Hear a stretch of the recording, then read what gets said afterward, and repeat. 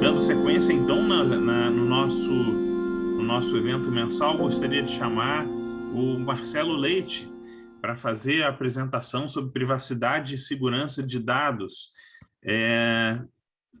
O Marcelo já é um conhecido meu de longa data e a gente começou a trabalhar junto por conta de algumas coisas do meu doutorado. E o Marcelo virou um grande especialista em privacidade e segurança de dados, né? O Marcelo eu vou na tua apresentação já vou me enrolar porque ele é membro da ANPPD, ANADD, a gente não sabe o que são essas siglas, Marcelo. Então, até na tua apresentação vou precisar de ajuda, cara. Então, me conta aí um pouquinho do que você faz e vamos falar um pouquinho de privacidade de dados e segurança de dados na área da saúde. Boa noite, doutor Rodrigo Lins. Boa noite a todos os doutores que estão acompanhando. Parabéns à apresentação mais cedo. Estava acompanhando aqui, né, aprendendo um pouquinho mais, ficando um pouquinho mais perdido. Então, agora deixa eu tirar vocês do perdido de vocês. Eu sou gestor de privacidade pela IAPP, que é o Instituto Internacional de Profissionais de Privacidade. Sou encarregado de proteção de dados pela ANPPD, que é a Associação Nacional de Profissionais de Proteção de Dados, e sou membro convidado da ANADD, que é a Associação Nacional de Advogados de Direito Digital. Então, eu embarquei nessa área de proteção de dados e privacidade de cabeça, trabalho com isso, sou analista de dados em saúde há mais de 15 anos já, de onde eu venho, eu sou filho de médicos, então já tenho experiência com clínicas, hospitais, implantação de sistemas e foi natural chegar nessa parte agora, porque todo mundo que trabalha com segurança da informação deve algo a uma leizinha chamada LGPD, Lei Geral de Proteção de Dados Pessoais, que é a 13.709 de 2018, que entrou em vigor em 2020, ali no meio da pandemia, final do primeiro ano da pandemia, e que veio trazer uma novidade, né? Se há 30 anos atrás o Código de Defesa do Consumidor transformou todo mundo em consumidor, a Lei Geral de Proteção de Dados faz a mesma coisa, cria os titulares de dados. Eu convido, a gente vai bater um papo aqui, eu e o Dr. Rodrigo, mas eu convido todo mundo, gente, bota no chat qualquer dúvida, qualquer pergunta, a gente responde, né? Tem bastante coisa para a gente falar num espaço até curtinho de tempo. Mas o que importa é que agora, todos nós que sempre tratamos com os dados dos pacientes, com os dados dos clientes, com os dados dos nossos funcionários, de forma regular e sempre pensando que isso faz parte do jogo, esse jogo mudou um pouquinho. A gente tem que pensar e a gente tem que, principalmente, informar esses titulares de dados por que a gente precisa pedir dados pessoais e o que uso que a gente vai dar para esses dados.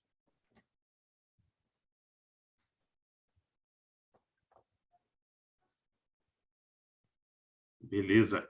Marcelo, me conta o seguinte, cara. Eu sempre tive na minha cabeça uma impressão de que a LGPD era uma lei que tentava incentivar as pessoas a terem um software seguro, né? E eu associava muito a LGPD ao uso de sistema de informação. E depois, conversando com você, eu aprendi que não é nada disso, que é um negócio infinitamente mais abrangente que isso. Então, de repente, a gente não podia começar a nossa conversa falando da abrangência disso e de que segurança de dados é uma coisa que vai além do que a gente coloca dentro do computador. Bom, as leis de privacidade, né, no mundo, na Europa, no Canadá, enfim, diversos países têm e diversos estão criando as suas, elas dizem respeito à segurança da informação. E segurança da informação é essa coisa abrangente que você mencionou. Porque o dado, ele não está no computador, ele não está só no celular e na rede social, ele está no papel também. Então, o dado pessoal, o dado do nosso paciente, o prontuário, a ficha do funcionário, tudo isso é abarcado pela LGPD. Né? O dado lógico no computador, é natural que a gente pense nele primeiro. Mas esse dado está naquele papelzinho que está andando desde o balcão até lá dentro, né? O centro cirúrgico, a sala de exame, o consultório, todos esses papéis que vão e voltam, a pulseira do paciente, e tudo isso está protegido, né? Eu devo, para usar o dado dessa forma e de todas as formas, se ele é um dado pessoal, eu devo proteger ele, mas eu também devo informar o titular, né, o meu paciente, a pessoa física, de tudo todos os motivos, a minha finalidade e com base em que legalidade eu estou pedindo aquele dado.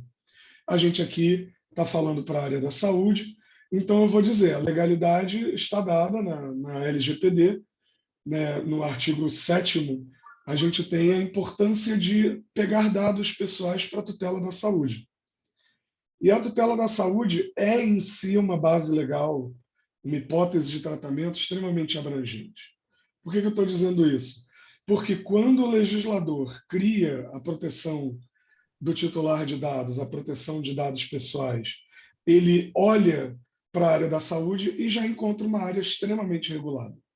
A gente tem o Conselho Federal de Medicina, a gente tem conselhos regionais, então a gente tem o voto, o juramento dos médicos, né, que consta em si a privacidade, o sigilo médico-paciente. Então, olhando para uma área extremamente regulada, é onde o legislador vira e fala: bom, vocês tratam dados pessoais, é impossível fazer medicina, tratar saúde sem dados pessoais, então vocês tratam com base na tutela da saúde. Esse é um guarda-chuva debaixo do qual todos nós que estamos conversando aqui trabalhamos praticamente diariamente para tratar nosso paciente, para manter o nosso prontuário. Só que não basta eu olhar na lei e dizer qual a legalidade de eu pedir esses dados pessoais. Eu preciso informar o titular de dados por que eu preciso desses dados pessoais. Então, ainda é um trabalho educativo. E aqui eu vou fazer um parêntese que é muito interessante, que tanto a LGPD reconhece que a medicina já trazia em si a proteção de dados pessoais, que quando ela dá a tutela da saúde, ela vai além, ela faz um elo entre isso e a necessidade de informar o titular de dados. Então, o que eu quero dizer? Aquele consentimento pleno e informado que a gente precisa dar ao paciente, que o médico já conhece, para chegar à mesa de cirurgia, para tratar aquele paciente em uma terapia continuada, esse consentimento faz parte da LGPD. O acesso ao prontuário, por exemplo, é uma coisa que a LGPD chama de pedido do titular de dados da sua transparência. São a mesma coisa. Né? Os colegas advogados ainda vão falar sobre como na LGPD a letra da lei não é tão exata, mas a verdade é que eu já olho para o Conselho Federal de Medicina e penso: ok, eu preciso fazer um prontuário. O que o Conselho Federal de Medicina, antes da LGPD, já me dava sobre o prontuário? O prontuário tem os seguintes dados que eu precisarei guardar atualmente por 20 anos. Né? E o prontuário é uma montanha de dados pessoais, né? Que eu guardarei por 20 anos, que eu protegerei por 20 anos. O Conselho Federal de Medicina já dizia sobre proteção de dados, né? E muito antes da LGPD. A regulação original da qual eu estou falando para o prontuário é de antes de 2010. E Marcelo, deixa eu te fazer uma outra pergunta também. Eu tenho uma pergunta, pode fazer no meio? Deve. À vontade. Não, porque ele falou um negócio agora, a guarda dos prontuários por 20 anos. Há pouco tempo, eu perguntei isso, a gente tem um consultório com 6 médicos, né? Já fomos 8.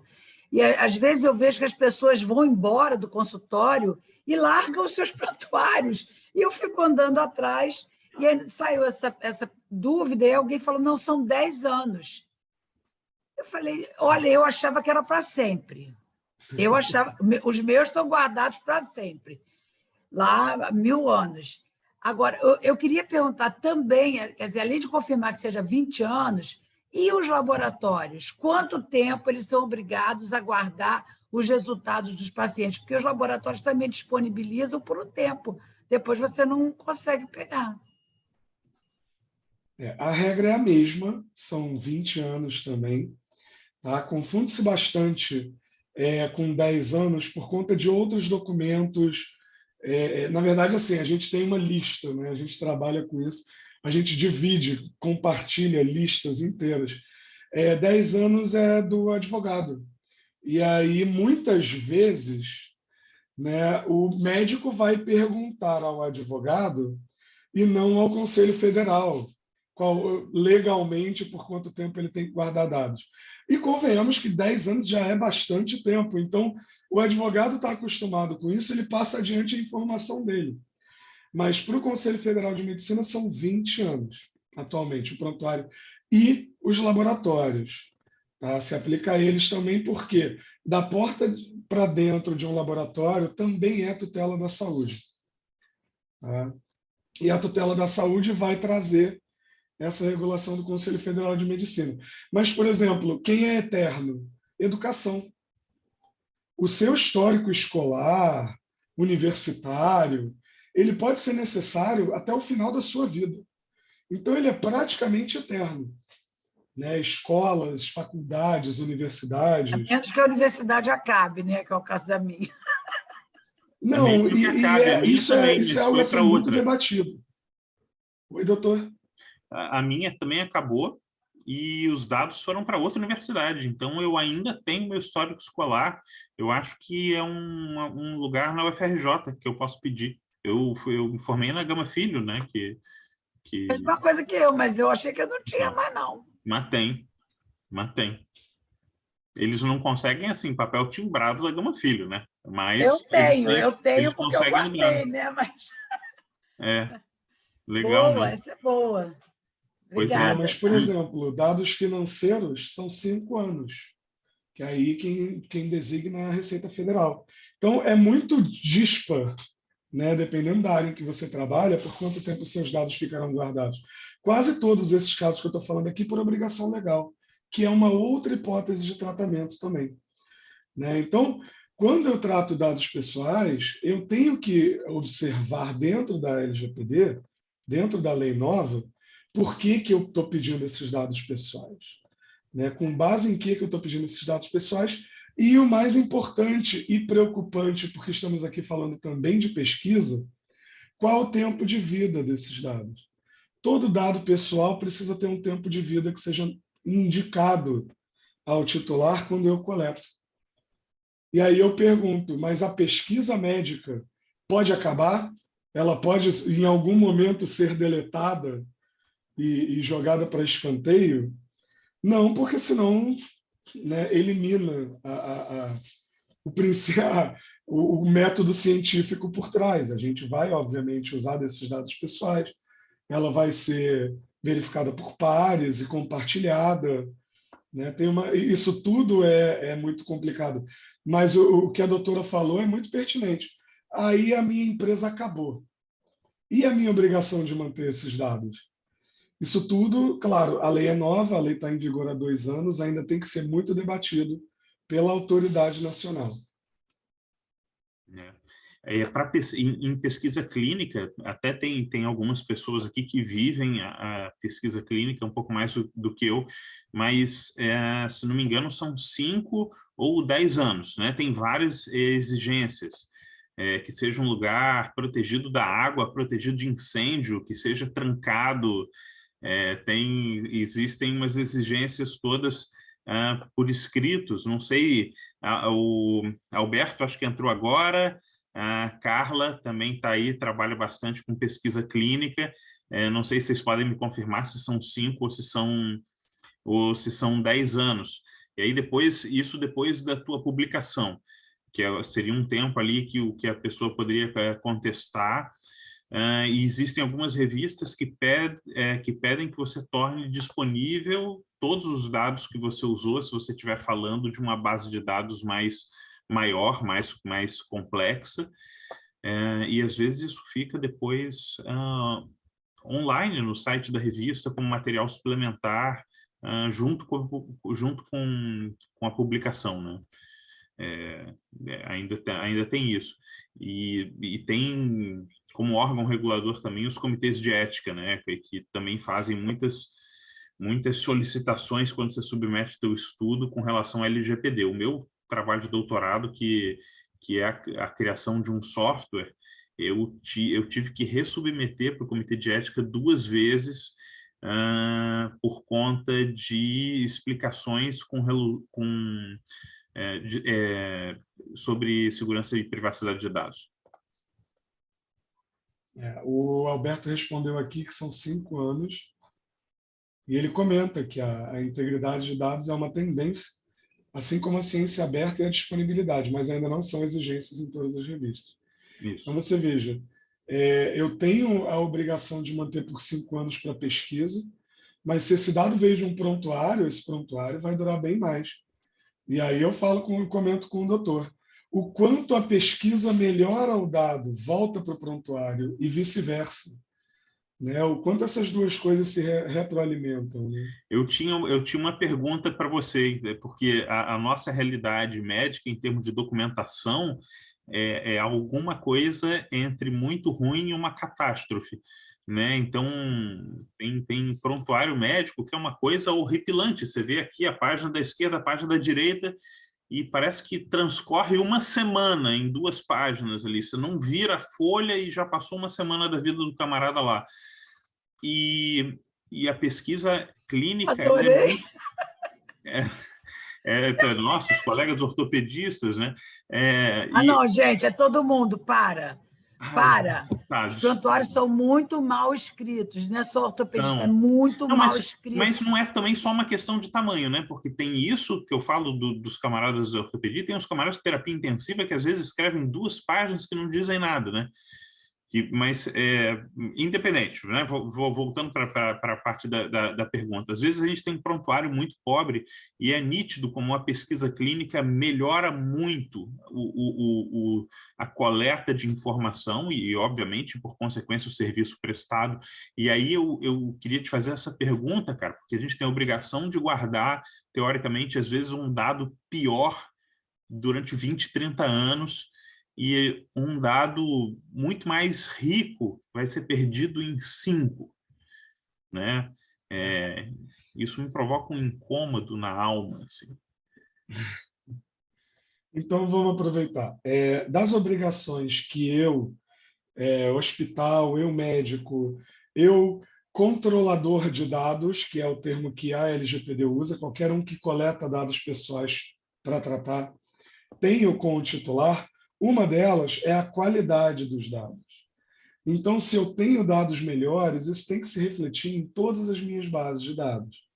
Então, se a pesquisa está coletando dados melhores do que o prontuário originalmente tinha, não é só permitido, é necessário para a LGPD que uma coisa melhore a outra, que elas duas se alimentem dessa forma. Né? Eu tenho a obrigação de transparência, que é o que eu já informei, dizer para o titular tudo que eu vou fazer desses dados antes de eu coletar. Né? Eu tenho a obrigação de informá-lo caso ele me pergunte, né? Quais dados eu tenho, como eu coletei, de onde eu tirei. Se eu inferi esses dados dentro de um exame ou por uma pesquisa, isso tem que estar constando quando o titular vier me perguntar. Né? Ele tem o direito de me perguntar e de saber. E aí, olha que interessante, no artigo 2, que são as determinações gerais por que se está colocando a LGPD, eu tenho a liberdade de expressão e de informação, no parágrafo 3, e no parágrafo 5, desenvolvimento econômico e tecnológico. Então, dentro desses dois, o que eu estou dizendo? Eu não estou colocando a LGPD para impedir o avanço, para impedir o trabalho de nenhuma das áreas, né? Nem da saúde, nem da pesquisa. Então, assim, partindo desse princípio, eu vou pedir que você proteja mais esses dados e eu vou pedir que você tenha esses dados o melhor possível. Você falou, tem prontuários horrorosos, eu abro aqui, parece que passou uma semana e não disse nada, né? Eu tenho um princípio que é o da minimização, eu tenho que manter menos dados possíveis para cumprir a minha finalidade. Então, se a pessoa escreveu 4 páginas e não disse nada, por que eu gerei esses dados? Eu não cumpro com a finalidade. Até o prontuário tem que melhorar nesse sentido, né? É claro que não vai ser da noite para o dia. É claro que isso vai ser um processo. Mas, saindo daqui, sabendo que eu tenho uma lei que me embasa nesse sentido, ou seja, manter menos dados, manter melhores dados, observar o objetivo para o qual eu coletei esses dados, vai tornar o prontuário melhor, vai tornar as bases de dados melhor.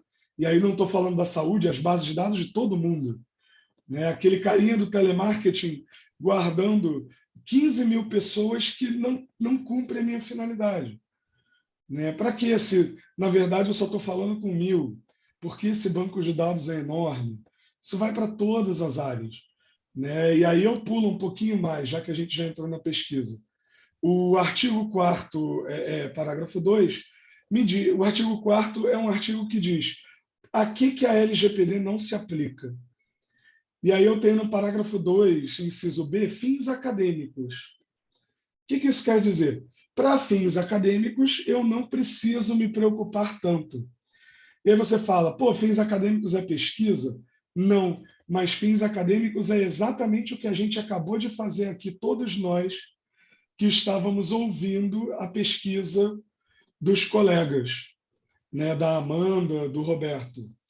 Nós aqui estávamos compartilhando dados pessoais, anonimizados, pseudonimizados, a gente não disse o nome de um paciente, mas havia pacientes. Falou-se de um adolescente, né?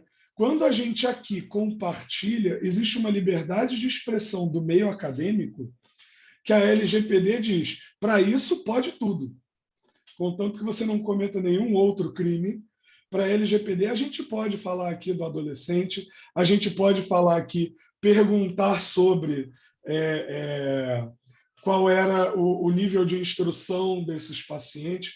Tudo isso arrisca se tornar dado pessoal ou ser tornado dado pessoal enquanto a gente está falando. Mas a LGPD me disse no artigo 4º, não, liberdade de expressão no meio acadêmico, não se preocupa com a LGPD. Fala sim, dá sua aula, dá seu exemplo na sala de aula, né? Tudo isso a LGPD não contempla, porque dentro do meio acadêmico existe essa liberdade.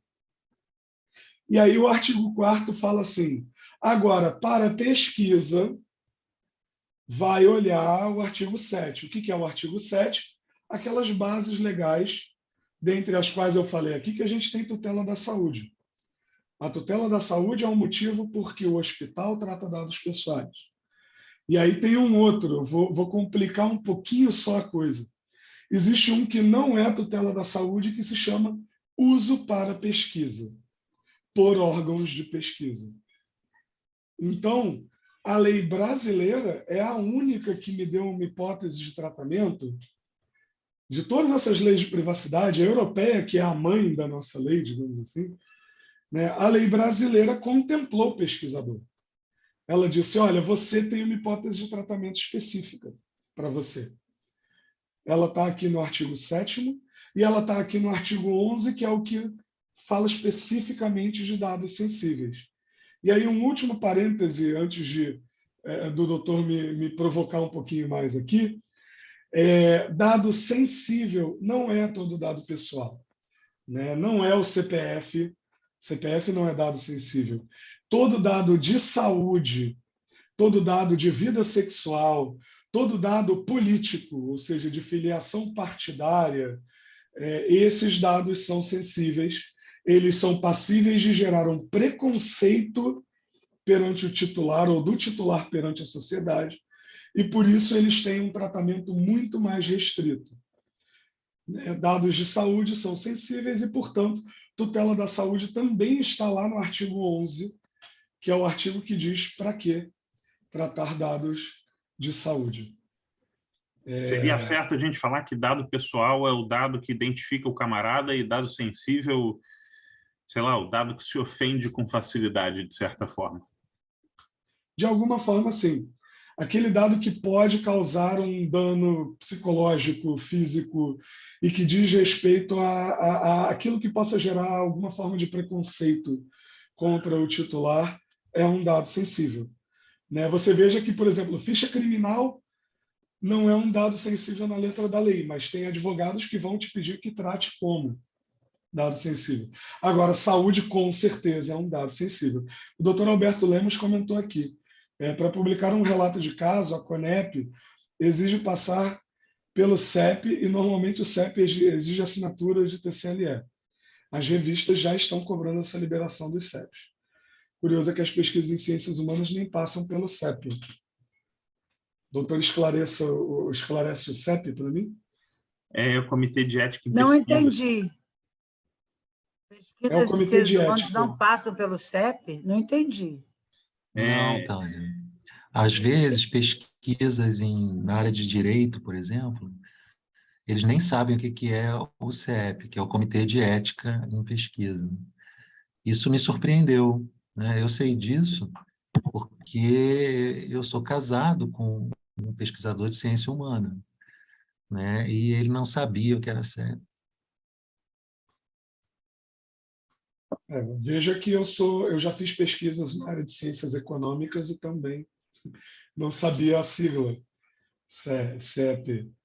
Então, olha que interessante. Realmente, o Comitê de Ética está muito mais voltado, nesse caso, aparentemente, para os dados de saúde do que em outras publicações. Acho que o IBGE também não, a pesquisa de censo também não passa pelo CEP. Eu acho que as pessoas têm na cabeça muita ideia de que tem que proteger os dados de identificação, né? Então é muito claro para todos os médicos, olha, não posso colocar o nome do camarada aqui na apresentação do caso clínico do serviço, tem que fazer o termo de confidencialidade para o Comitê de Ética e Pesquisa, tem que colher o consentimento do paciente, além óbvio, da parte Mas, às vezes, acho que as pessoas podem não ter tanto cuidado ou tanta noção com esses outros dados, né? E isso foi uma coisa também interessante do ponto de vista da coisa da TI, né? Então, essa coisa, se você tem uma sala que fica aberta, que qualquer pessoa entra e que seu papel está de bobeira em cima da bancada, e eu logo lembrei do controle de infecção, né, com as nossas fichas dos pacientes em cima da bancada, aquela coisa toda. A gente tem uma mania de coletar dado, isso eu nunca te falei, mas a gente coleta dado em folha de papel, a gente tem 15 tabelas de Excel totalmente diferentes e desarticuladas, mais um banco de dados em Access, mais o prontuário do eletrônico, seja ele eletrônico, seja ele em papel, é um pesadelo, assim, de dados. De segurança da informação. Os hospitais... opa! A gente precisa imprimir, mesmo quando a gente usa o prontuário eletrônico. Lá no IME, por exemplo, a gente atende tudo com prontuário eletrônico e a gente tem que imprimir tudo no final e assinar e carimbar. Sim. Isso gera um dado híbrido, né, que pode ser perigoso, porque eu posso modificar depois de imprimir o que eu escrevi no computador, né? Eu acho que existe uma exigência do Conselho Federal de Medicina que exista uma aprovação por eles dos softwares, né, dos sistemas, e aí todos os que não têm essa aprovação têm que obrigatoriamente fazer essa parte de impressão. Isso é ainda muito novo, tá, doutor? A gente está em 2022 regulando a Anvisa licenciar softwares que trabalhem na área da saúde. Na verdade, a resolução começou a valer em 1º de julho de 2022. Então, assim, você não tinha até aqui uma diferenciação do que era um aplicativo ou um programa e um maquinário. Então, assim, bem ou mal, a gente chegou a um ponto em que, para você poder vender um aplicativo, um software na área de saúde, era obrigatório ter uma caixa para que você pudesse ter a etiqueta conforme manda a Anvisa, com um código de barras conforme manda a Anvisa. Você não podia vender numa loja ou num site e usar dessa Surreal isso. forma. Em 2022. E aí o doutor Alberto mencionou, a gente tem que imprimir e assinar. Essa resolução da Anvisa já determinou qual o nível de chave do ICP, né, o Instituto de Chaves Públicas, qual nível, né, tem que ser usado pelo menos o nível 2, para que a gente possa ter a assinatura digital dos médicos nesses prontuários eletrônicos, que ainda estão sendo regulados também. O prontuário em si ainda não é definitivamente eletrônico, né? E aí o médico possa assinar digitalmente o prontuário eletrônico que ainda está no forno, digamos assim. Então você veja, né? A gente está toda a medicina digital está num tubo de ensaio.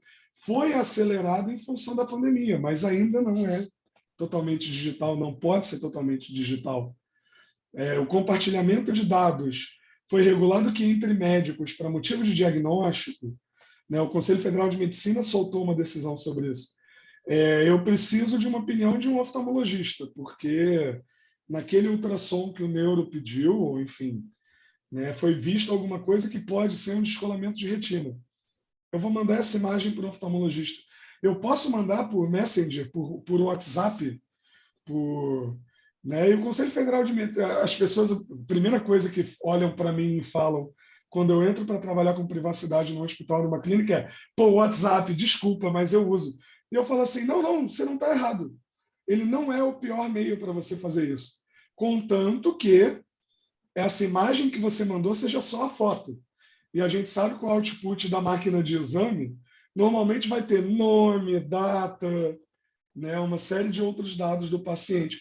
Mas se eu mandasse só aquela foto daquele fundo de olho e só perguntasse, oftalmologista, me diz o que eu estou vendo aqui. Perfeito. Tá razoavelmente anonimizado para que esse oftalmologista me responda. Se eu cortar essa imagem e mandar só o que interessa, eliminar lá aquele cabeçalho, o Conselho Federal de Medicina disse, pode fazer, e pode mesmo, como profissional de proteção, eu digo, esses aplicativos de mensagem mais recentes, eles são muito bons em eliminar dados desnecessários, porque eles querem que a foto vá o menor possível, né? Então, é só foto. Você perde dados que você poderia associar ao paciente depois. Mas você tem que garantir que aquela foto que está chegando é só a foto, sem o cabeçalho. Você pode cortar. Então, isso é muito... Isso tem uma experiência nesse grupo da gente, dos infectologistas. Pena que o médico não gosta desse tipo de palestra, né? Um monte já se foi, porque assim, a gente tem aversão a outra coisa que não seja medicina, mas eu sou interessada, porque lá no grupo dos infectologistas, por exemplo, de vez em quando, eu fico o dia inteiro ligada, com medo de alguém botar uma foto com o nome de um paciente, um exame com o nome, mas já aconteceu. Já aconteceu, porque às vezes, claro, com ninguém fica 262 24 médicos. horas... 256 médicos. Ninguém fica 24 horas olhando tudo que entra, impossível. Esse grupo Sim. Tem dia que entra 500 mensagens, possível. Aí, depois, a gente não consegue tirar. Se não, bom, eu não consigo tirar, isso é um defeito do WhatsApp. Você que é dos que está nesse meio, uma coisa muito ruim é que o administrador ele não consegue cortar uma postagem. Então, assim, já aconteceu, por exemplo, de um colega, não foi por má fé, mas ele recebeu um livro, né? Não é, agora, nesse caso, não é um paciente, mas ele recebeu um livro em PDF, e ele achou que aquilo já estava sendo distribuído em PDF, e não estava. Era um livro que tinha sido lançado há pouco tempo, colocou no grupo, e só que foi de madrugada, porque ele estava de plantão, mas as outras pessoas estavam dormindo. E aí eu acordei de manhã com a autora do livro me cobrando, porque eu era administradora do grupo e que eu tinha responsabilidade sobre o que era postado do grupo, só que eu não conseguia mais tirar, porque, de qualquer maneira, nem se fosse eu não ia conseguir, porque já tinha passado várias horas, nem ele Depois de um conseguiu tempo, mais. nem o próprio. Nem ele, é um pouquinho, eu acho que são 20 minutos. Nem ele conseguiu, e eu, como administradora, não conseguia. Eu falava para ela, eu não consigo, eu não posso, eu não tenho como. E assim às vezes o cara bota uma foto, a gente tem posto muita foto de monkeypox, porque é muito importante. Olha, esse grupo, quem está nesse grupo pode criticar, porque um critica o outro, porque não gosta do que um colocou, mas todos aproveitam. Quando a gente bota caso que ninguém sabe o que é, arruma vaga para paciente que ninguém consegue botar em lugar nenhum, e a gente consegue saber onde tem, sem ser por baixo dos panos, é por cima dos panos, mas é organizando. E agora a gente coloca um monte de foto de monkeypox. No outro dia, um colega colocou uma foto, ele até cortou o rosto da pessoa, mas tinha um jeito que eu falava assim, se essa pessoa conhecer mesmo esse daqui, ele vai conhecer, porque o olho é fogo, né? O olho é muito identificador, muito, né? Característico. Aí eu fui, baixei no meu, cortei a foto, mandei a foto para ele, falei, apaga que você botou lá e bota essa, mas isso é porque eu estava ligada na hora, senão não é possível. Aí tem um jeito. Eu vou aproveitar e dar um caso bem interessante. Tá? Tatuagem é um dado pessoal. Então, se eu boto uma foto de um corpo, a gente corta, e aquele corpo tem uma tatuagem, e aí tem uma coisa muito interessante. Existem meios em que essa imagem ser divulgada, ela pode ser inferida como um dado sensível. Porque, por exemplo, tem locais de trabalho que não permitem a tatuagem.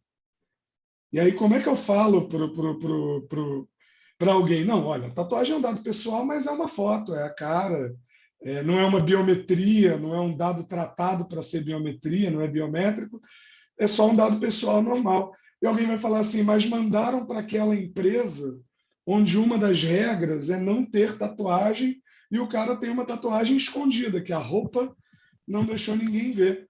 Isso foi tornado dado sensível porque gerou preconceito, porque é muita coisa que a gente tem que pensar. Por exemplo, também, é bem similar. Eu vou usar uma foto de uma funcionária negra para o crachá dela. É um uso de identificação perfeitamente normal. Né? É um dado normal, está lá no RH, registrado no mapeamento de dados, forma e motivo por que ele foi usado. É só para a identificação daquela pessoa para o crachá dela. Desculpe.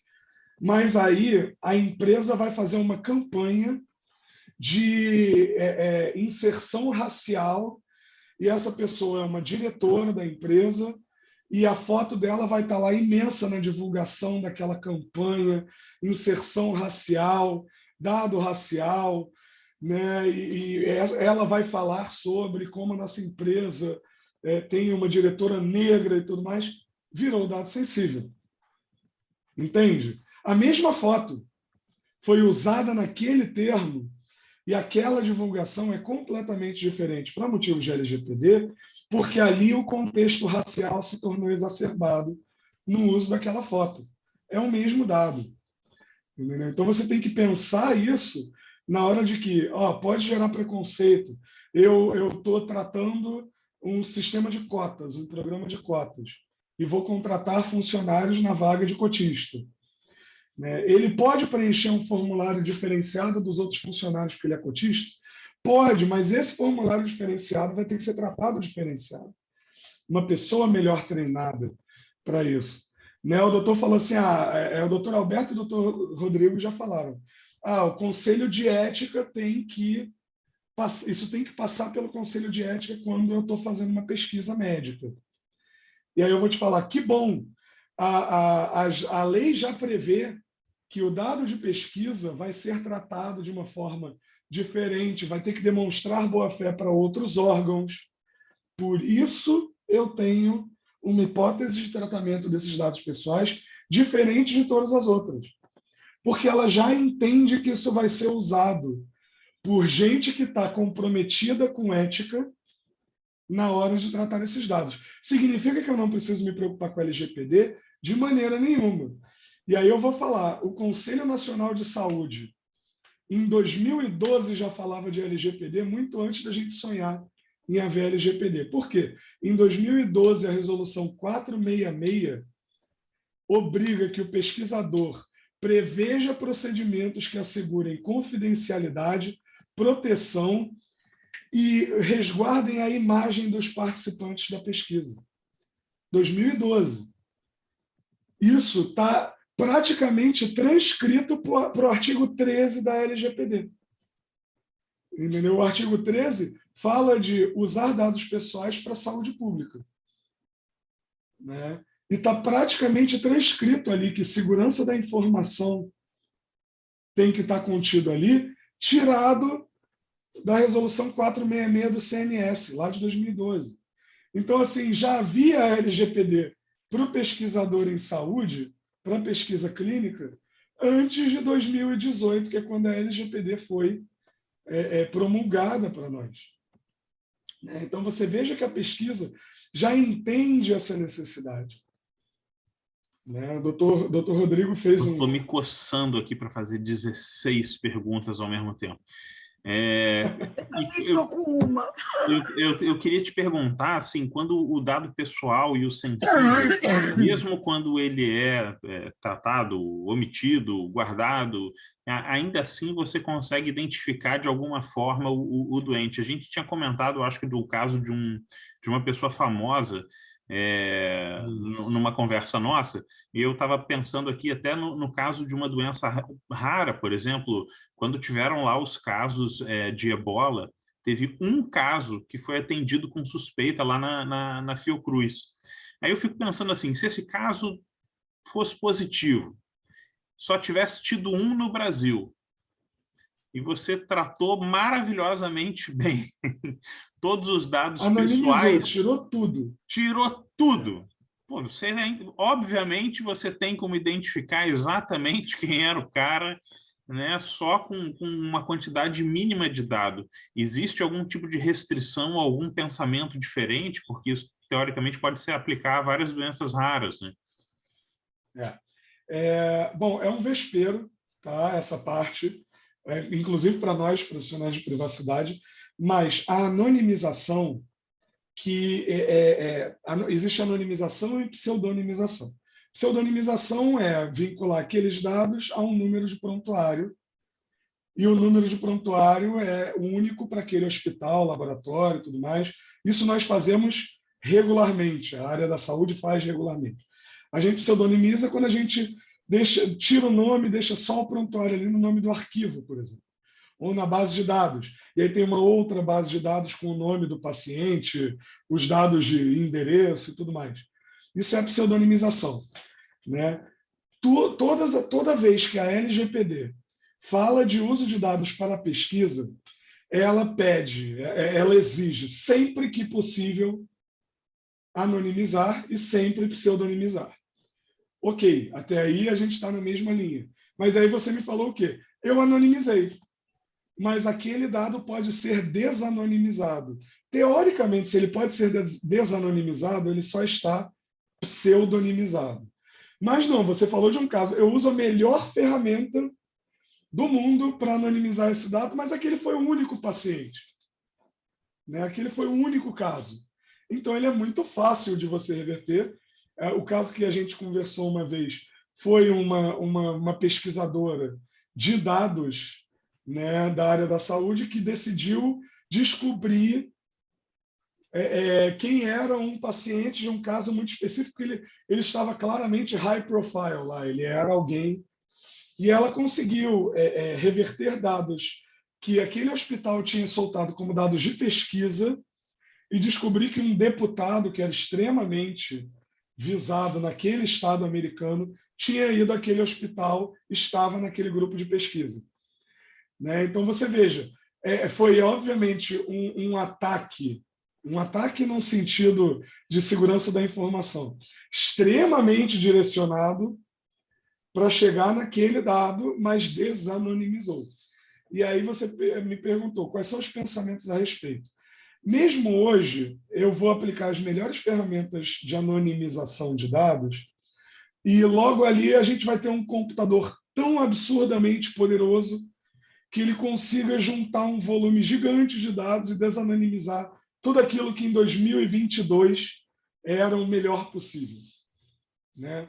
A gente sabe que isso tem um tempo de vida. A gente sabe que quando a gente aplica uma ferramenta, essa ferramenta diz respeito ao meu tempo. Eu agora, em julho de 2022, fiz o melhor possível, né, em termos de anonimização. Isso está aplicado assim agora. O tempo de vida do dado sendo 5 anos, como o doutor Alberto explicou, para pesquisa, ou 20 anos para um prontuário médico, né, esperamos que nos próximos 5 ou nos próximos 20 ainda não surja a tecnologia que vai quebrar a minha criptografia, a minha anonimização, qualquer coisa que eu esteja usando, né? E isso é aceito, óbvio, por todas as leis de privacidade ao redor do mundo, que, olha, eu fiz o meu melhor, tudo bem, a autoridade... Se os dados vazarem, eu vou ser chamado à autoridade, talvez, né, dependendo do tamanho do vazamento, para mostrar minhas ferramentas e dizer, olha, isso aqui era o que dá para fazer, né? E aí eu conversei isso com o doutor até bem recentemente, né? Não é uma questão de ser, é uma questão de quando eu serei atacado. Então, aquela coisa assim de que, ok, aconteceu um incidente, aconteceu um ataque, as minhas ferramentas não impediram, né? Alguém conseguiu, houve um problema. Tá, mas por que isso foi explorado? Como isso foi explorado? Haviam vulnerabilidades? Todo sistema tem vulnerabilidades. A urna eletrônica tem vulnerabilidades? Né? Assunto da hora. A urna eletrônica tem vulnerabilidades? Ela tem vulnerabilidades. O que é risco? Risco é a chance da vulnerabilidade ser explorada. Isso é importantíssimo. Ok, eu detectei vulnerabilidade no meu sistema, mas qual a chance de alguém usar essas vulnerabilidades contra mim? E o quanto de risco que aquela tecnologia elimina, né? Então, você... Exatamente. Né? Ela elimina outros riscos. A que urna são eletrônica maiores, elimina riscos inerentes ao papel, né? Que são muitos. Né? Gente botando mão e contando papel é um risco monstruoso comparado a uma solução lógica que esteja isolada da internet, como é a urna atual. Ela tem outras vulnerabilidades? Tem. Qual a sua solução para essas vulnerabilidades? Né? E agora, quais os riscos que a sua solução soma ao processo eleitoral? Estou aproveitando que estamos aqui, né, na crista da onda com isso.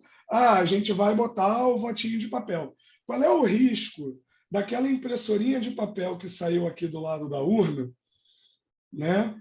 Eu, que quero causar um problema numa sessão eleitoral, vote o meu candidato na urna eletrônica, olhe para a impressora, estou falando de um agente malicioso, esse cara é um hacker, como qualquer hacker, tá?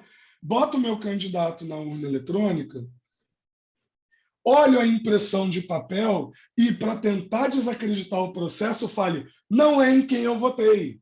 Esse voto aqui atrás do vidro não é o meu.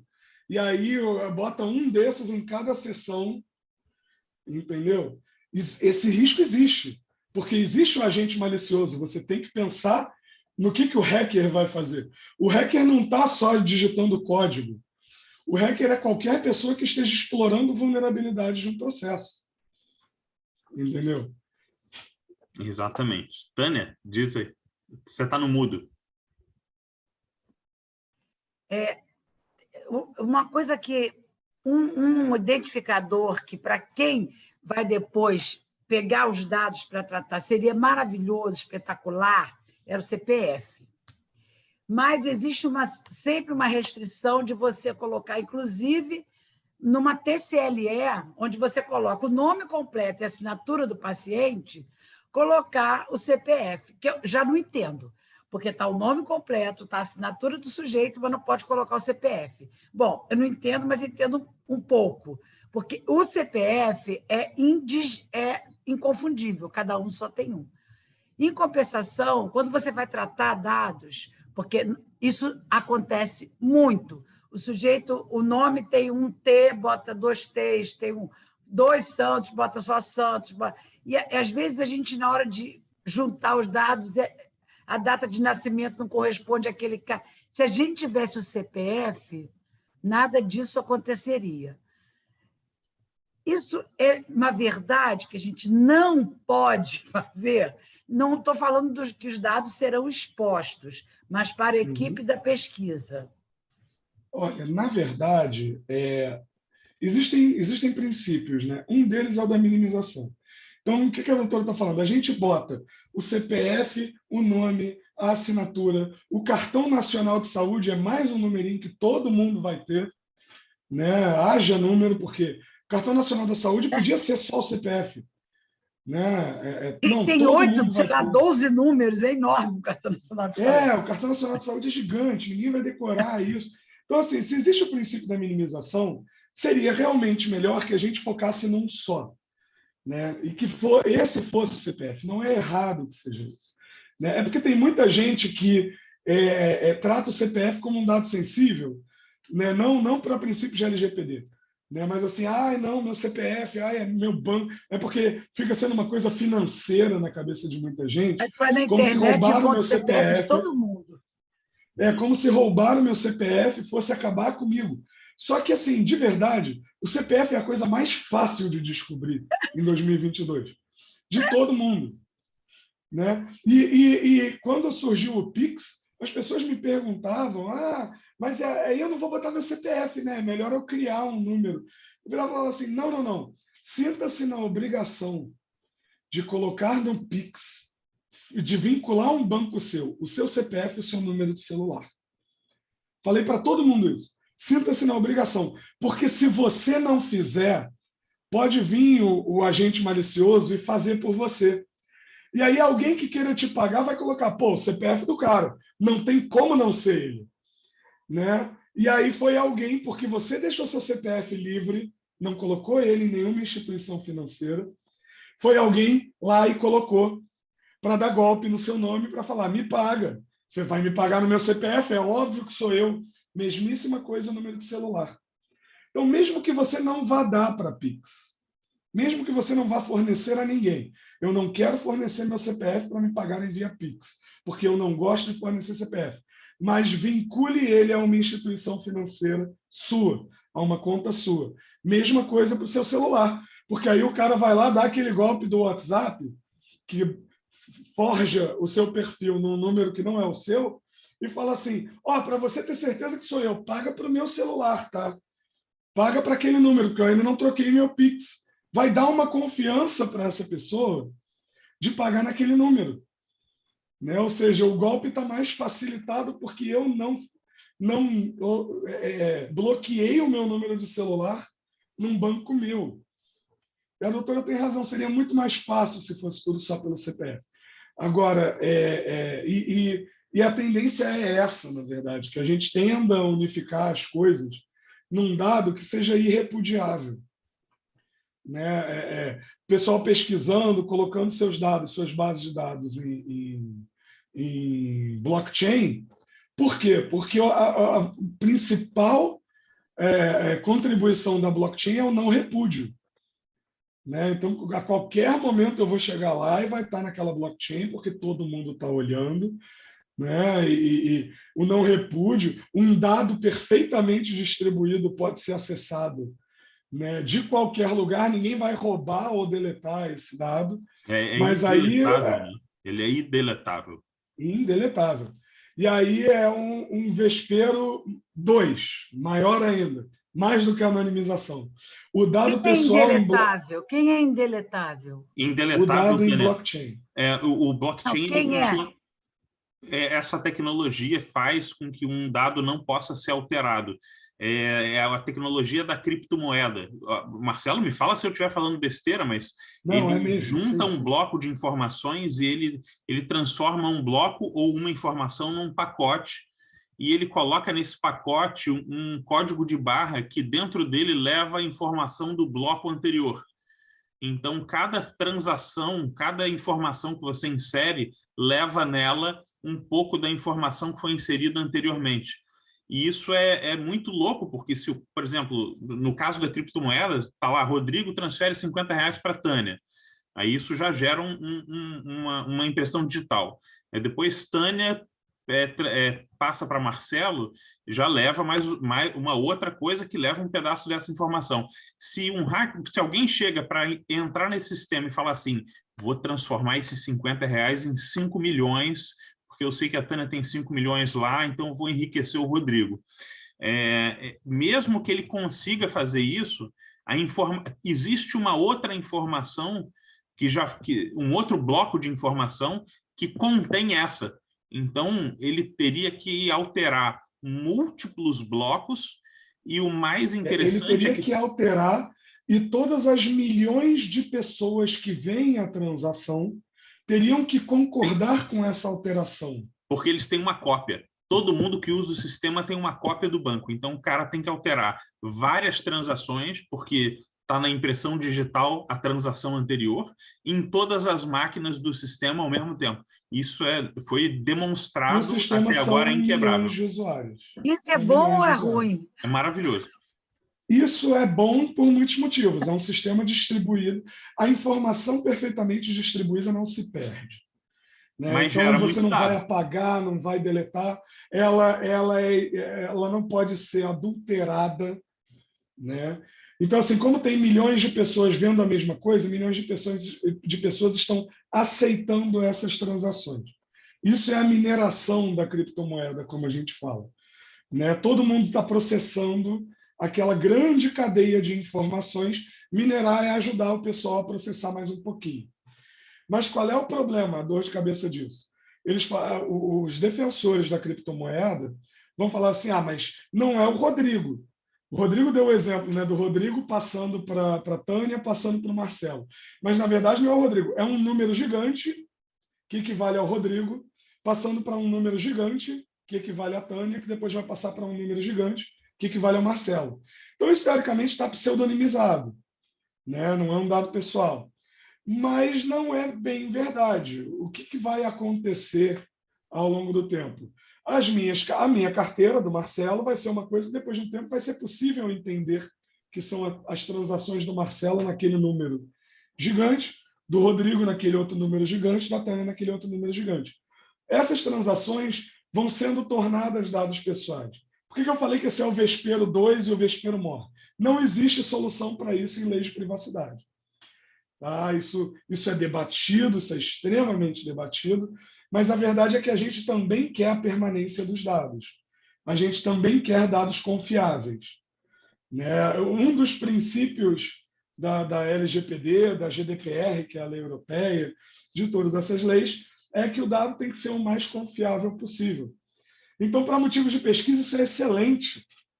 Porque, como eu falei, o dado que eu torno pesquisa para o resto da vida dele, que teoricamente tem que continuar, ele tem que ser ótimo para o resto da vida e para todo mundo que acessar aquela pesquisa.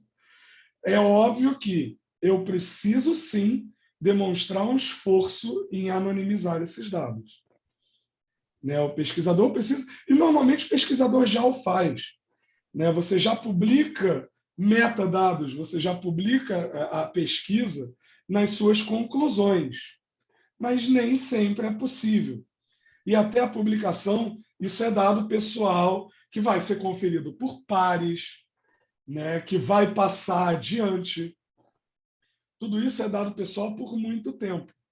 E aí, o que eu falei lá no começo? Todo dado pessoal precisa ter um tempo de vida declarado. Tá? Obrigado, doutora Paola, falando aqui no chat. Todo dado pessoal tem que ter um tempo de vida declarado. Né? Então, como eu mantenho os dados de pesquisa? Eu anonimizo, porque o dado anonimizado mesmo, aquele dado que não tem como voltar ao titular, ele não é mais um dado pessoal, para motivos da Lei Geral de Proteção de Dados. Então, se eu puder provar que esse dado não tem como ser retornado àquele paciente, àquele titular, aquele pesquisado na pesquisa econômica, no IBGE, na pesquisa eleitoral, que é uma pesquisa de dados sensíveis também. Né? Esse dado deixou de ser dado pessoal. Se eu publico ele nesses termos, ótimo. ele pode viver ad eternum, sem ser dado pessoal, né? Ele é um dado anonimizado. As ferramentas para anonimizar atualmente são perfeitas? Para o meu tempo, sim. Para daqui a 5, para daqui a 20 anos, veremos, né? Computação quântica não é só uma coisinha de colchão quântico, coach quântico. Não, computação quântica é realmente quântica. E ela é impressionante por isso. Ao invés da gente computar dados passando por um filete de elétrons, a gente está computando dados passando elétrons em diversos formatos por aquele filete e lendo do outro lado. Isso multiplica a nossa capacidade de computação em uma ordem de 8. Entendeu? Eu ouvi que agora vai ter o próximo celular, já vai ser quântico. Já estão estudando. O problema maior do quântico atualmente é que é muito difícil você determinar como o elétron sai e lá na outra ponta, aquele outro lado, ler como o elétron sai. Para ser computação quântica é isso. O elétron sai de uma forma diferente e ela tem que ser lida dessa mesma forma. É melhor morrer logo, gente, que eu não vou conseguir. A chance da gente transformar essa palestra em uma palestra de blockchain ou de computação quântica é enorme. Mas, na verdade, não vamos chegar lá. Só para passar isso, eu queria voltar numa questão específica da parte da privacidade, mas passa um elétron ou não passa um elétron. O teu computador registra 0 ou 1. Tá? Isso. E o computador quântico pensa que é uma bolinha de tênis. Não tem o top spin, ou então aquele efeito para a bolinha morrer ali perto da rede. Então, o computador quântico é um jeito que você consegue ver qual é o sentido da rotação do elétron. E aí ele consegue perceber como que ele está girando. Então, em vez de marcar 0, 1, você vai conseguir marcar 1, 2, 3, 4, 5, 6, 7, 8. Então, você vai aumentar teu poder de processamento em 8 vezes, porque você vai conseguir registrar uma quantidade maior de... É isso? Aprendi com você, mestre. Isso. Não é nem 8 vezes, é exponencialmente. Então, se a gente agora tem ele aprendeu muito bem, pelo menos. Exatamente. Alguém que eu conheço. Se a gente agora tem um bit de 0 ou 1, né, a gente vai ter, quando você acrescenta o terceiro bit, digamos assim, a terceira leitura, o 0, 1, 2, você multiplica os dois primeiros. Então, é exponencial em 8. Né? É elevado. Né? Então, assim, é bem legal. Mas, realmente, a gente não está aqui para essa computação. Para falar especificamente dessa computação.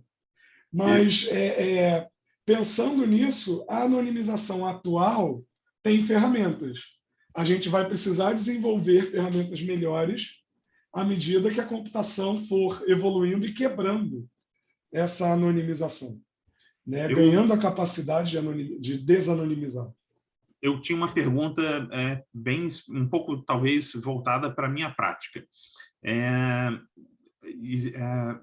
Eu, ontem, fui discutir casos clínicos na clínica médica e a chefe da clínica médica estava respondendo uma pesquisa de LGPD. Que dado que eu acesso, para quem acessa e tudo mais. Né? E as nossas discussões eu coloco num banco de dados que eu criei, que eu alimento do meu computador, poderia alimentar dispositivo móvel e alimenta um banquinho de dados numa nuvem. Né? Tá fora da intranet do hospital. Já sinalizaram para a gente que eu daqui a pouco vou ter que parar com isso. Então, você veja, uma ferramenta prática para um não programador colocar, sei lá, se você parar para pensar, a tua nuvem, ela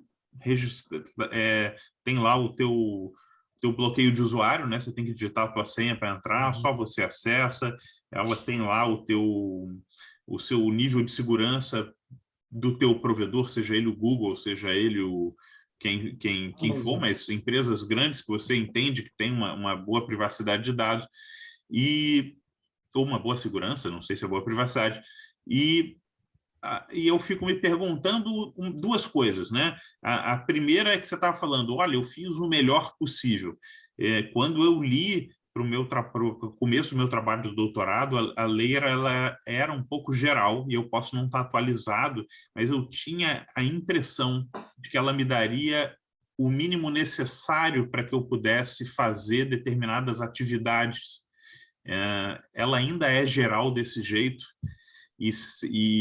ou ela pede que a gente faça o melhor que tem disponível para 2022? A pergunta é ótima. Vamos lá. Todo mundo sempre vem me perguntar assim, não sei o que, pode. Pode. A resposta inicial é pode. Tudo pode, mas a questão é como pode? Por quê? Você falou de dados indo para fora da intranet do hospital. O titular, o paciente, foi informado desse compartilhamento de dados? Né? Existe uma política de privacidade dentro do hospital, da Redditor, por exemplo. A Redditor tem um programa de privacidade bem avançado. Né? A política de privacidade da Redditor, por exemplo, contempla que o titular vai usar não apenas... a controladora, né? O controlador, vai usar os dados não apenas para a tutela da saúde, mas, em alguns casos, para uso de pesquisa. Uhum. Né? Então, contemplando isso, a gente já tem aí as duas hipóteses de tratamento cobertas, por assim dizer. Eu disse para o paciente que o dado dele seria usado não só para prontuário, não só para tratá-lo, não só para a saúde dele, mas também poderia ser usado para pesquisa. Ótimo. Aí, mais à frente, na política de privacidade, né? Quando eu informo como esses dados serão tratados, né? Não é o porquê, não é o para quê, é o como. Como esses dados serão tratados. Eu avisei que talvez eu use uma nuvem, né, para a guarda desses dados, para motivos de backup, para motivos de... Provavelmente foi bem estudado, sim, teria que ir lá na política de privacidade para dar uma olhada. Né? Terceira etapa, essa nuvem configura compartilhamento internacional de dados, porque se eu estou numa nuvem da Amazon, 99% do tempo, sim. E aí eu sou profissional de nuvem da Amazon, certificado, e aí eu vou te falar, mas o hospital está pagando uma função lá na Amazon, que é regionalização, para que os dados nunca saiam do Brasil. Então, o meu data center da Amazon é lá de São Paulo. Né? Só que, acima dessa cláusula contratual, a Amazon respeita mais a cláusula de permanência. O que é essa cláusula? Os dados estarem sempre disponíveis. Portanto, existe uma chance que o data center de São Paulo, para não derrubar os meus dados, tenha mandado para Buenos Aires. Porque essa cláusula é considerada mais importante do que essa cláusula. E a Amazon diz para você no contrato, embora seja muito difícil que você tenha lido, entendeu? Que para manter seus dados sempre disponíveis, eles podem ter que ir parar em Buenos Aires. Né? Então, normalmente, sim, vai contemplar tratamento internacional. Então, você me pergunta, pode? Pode, mas você informou o titular disso? Você informou a pessoa que você está pesquisando disso? Outra coisa, todos os artigos que permitem os dados para pesquisa especificam órgãos de pesquisa. Órgãos de pesquisa são administração pública direta ou indireta ou organizações privadas sem fins lucrativos. Né? Muitas vezes a gente cai nessa segunda, realmente. O pesquisador cai nessa segunda. Quando ele não cai, ele vai ter que usar uma das outras hipóteses, seja a tutela da saúde, seja o consentimento. Né? Se eu tenho consentimento, se ele assinou o consentimento entrando no hospital, que os dados dele podem figurar em pesquisas, é uma boa hipótese de tratamento para pesquisa. E aí muita gente olha para mim nesse momento e fala assim, mas não precisa de consentimento para tudo, Marcelo? Não. Para a hipótese de tratamento tutela da saúde, eu não preciso coletar consentimento. Ele entrou no meu hospital, ele entrou no meu laboratório para fazer um tratamento, para fazer uma consulta, para fazer um exame, e ele está lá para isso. Eu me embaso em tutela da saúde para atender aquela necessidade dele. O consentimento não é a hipótese pela qual eu vou tratar os dados do paciente. Esse é um vício que todo mundo que lida com LGPD tem que o tempo inteiro lutar contra. Consentimento não é necessário em todos os casos. Consentimento é, inclusive, uma hipótese, às vezes, difícil de sustentar.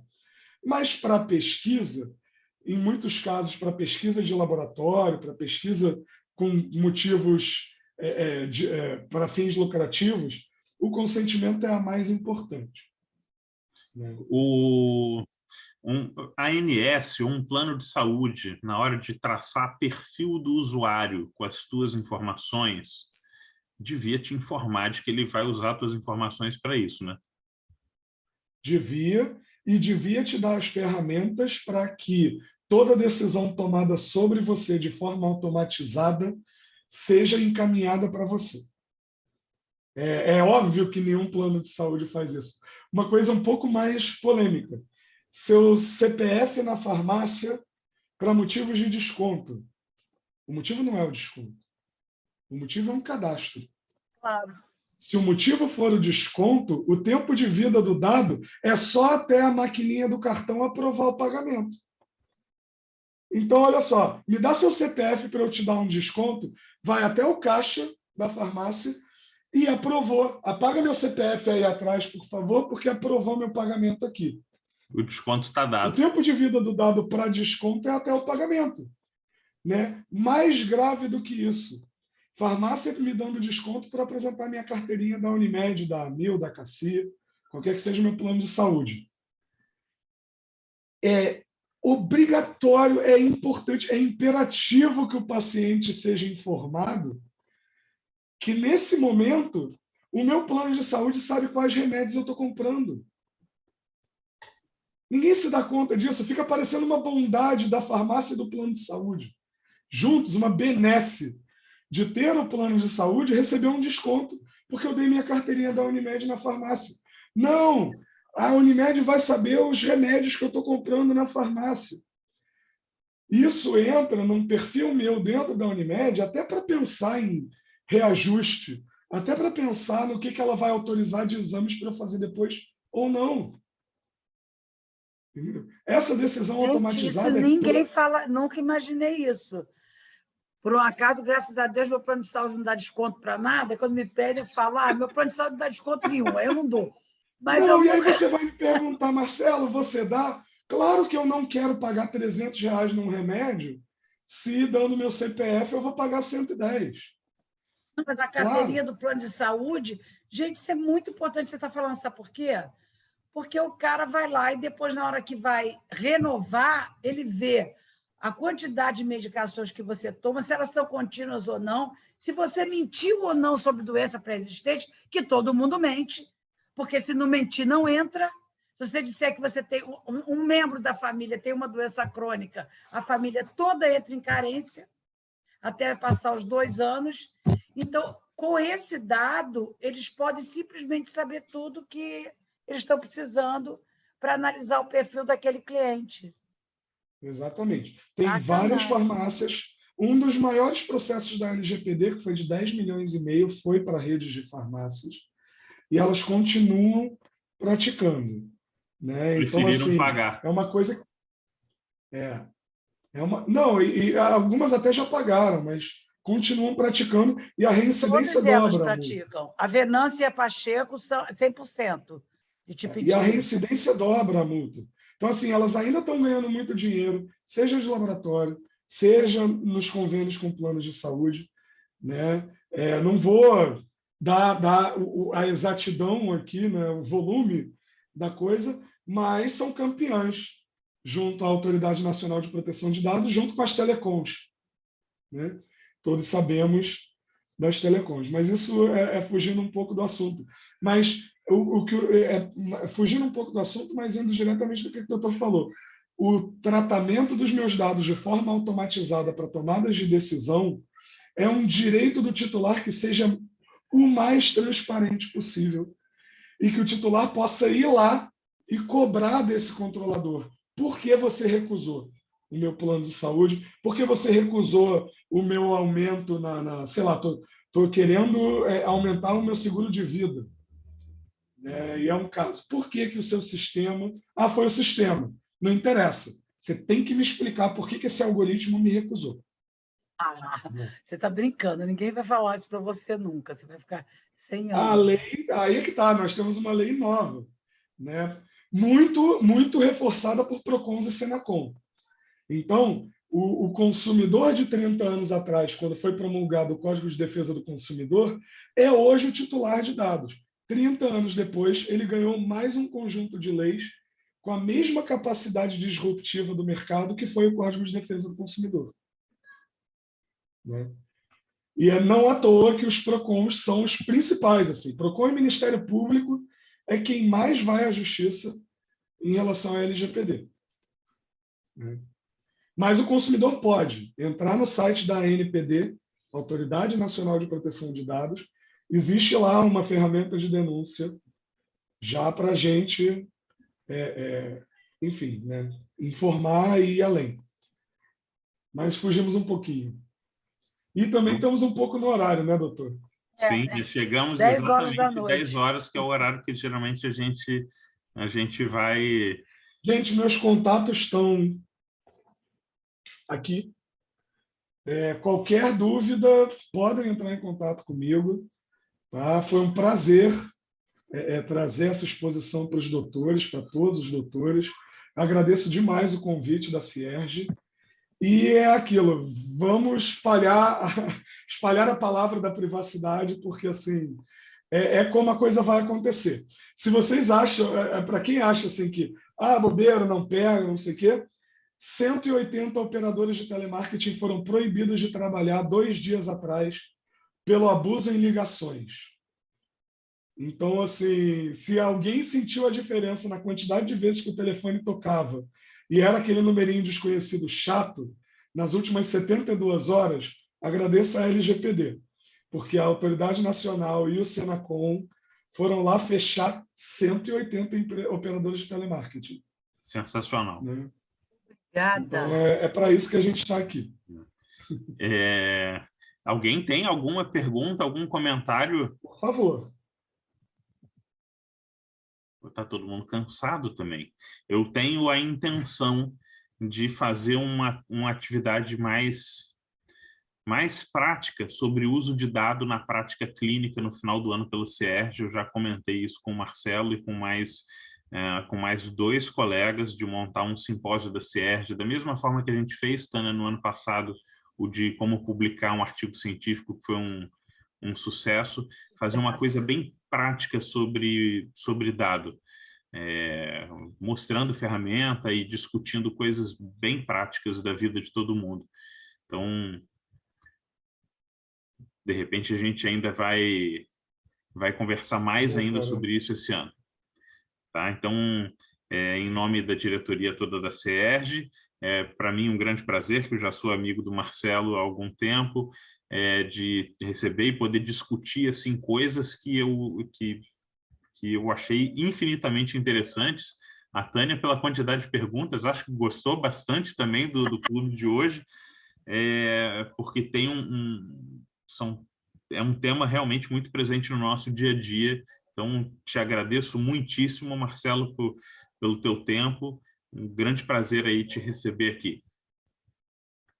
Eu vou encerrar aqui. Eu agradeço o convite mais uma vez.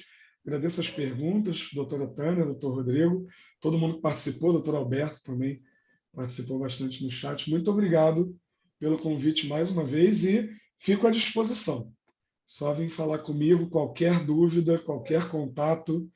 Tá? Meu Instagram tem bastante informação, eu coloco todos os dias da semana alguma coisinha. Pode vir lá, seguir, perguntar.